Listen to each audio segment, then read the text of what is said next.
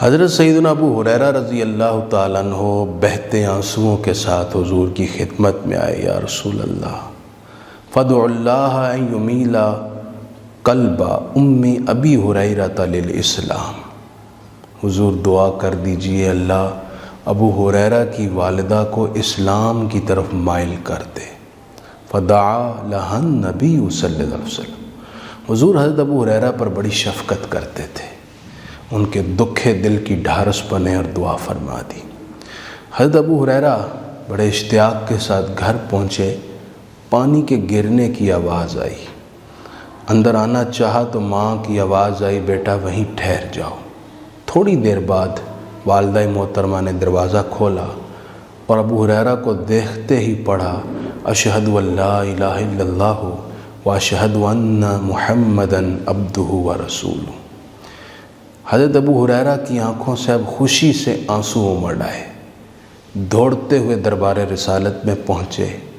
حضور نے پوچھا، ابو ہریرہ اب کیوں رو رہے ہو؟ عرض کی، یا رسول اللہ آپ کی دعا کی بدولت میری والدہ کو اسلام کی ہدایت مل گئی، یہ خوشی کے آنسو ہے۔ اجابت نے جھک کر گلے سے لگایا، بڑی ناز سے جب دعائے محمد۔ حضرت ابو ہریرہ اپنی والدہ محترمہ سے بہت محبت کرتے اور بڑا گہرا حسن سلوک کرتے۔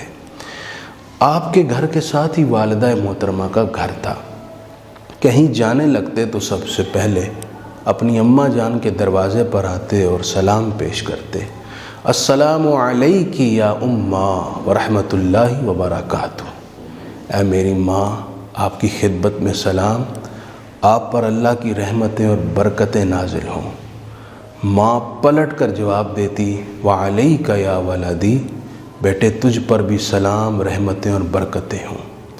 پھر سیدنا ابو ہریرہ یوں دعا کرتے، رحمک اللہ کما ربیتنی صغیرا، اے ماں رب تجھ پر رحمتیں دراز کرے، تو نے مجھے بچپن میں بڑی محبت سے پالا ہے، بڑی محنت سے پالا ہے۔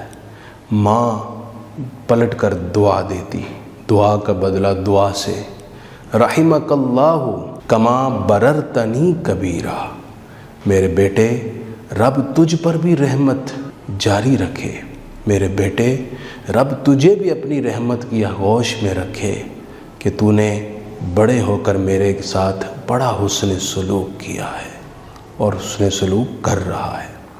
حضرت امام محمد بن سیرین کہتے ہیں کہ ہم حضرت ابو ہریرہ رضی اللہ تعالیٰ عنہ کی مجلس میں بیٹھتے تو ایک مرتبہ سیدنا ابو ہریرہ نے دعا کی، یوں دعا کی، اللہم اغفر لی ابی ہریرہ ولی امی ولمن استغفر لہما، کہ اے اللہ ابو ہریرہ اور اس کی ماں کی بخشش کر دے، اور جو کوئی اس امت میں ابو ہریرہ اور اس کی ماں کی بخشش کی دعا کرے، اے اللہ تو اس کی بھی بخشش کر دے۔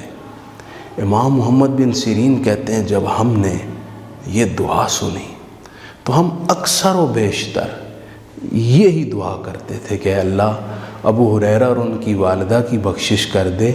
اس لیے یوں دعا کرتے تھے کہ ہمیں حضرت ابو ہریرہ کی دعا میں داخل ہونا نصیب ہو جائے، تو ان کی دعا میں شامل ہونے کے لیے ہم ان کی اور ان کی والدہ کی بخشش کی دعا کرتے تھے۔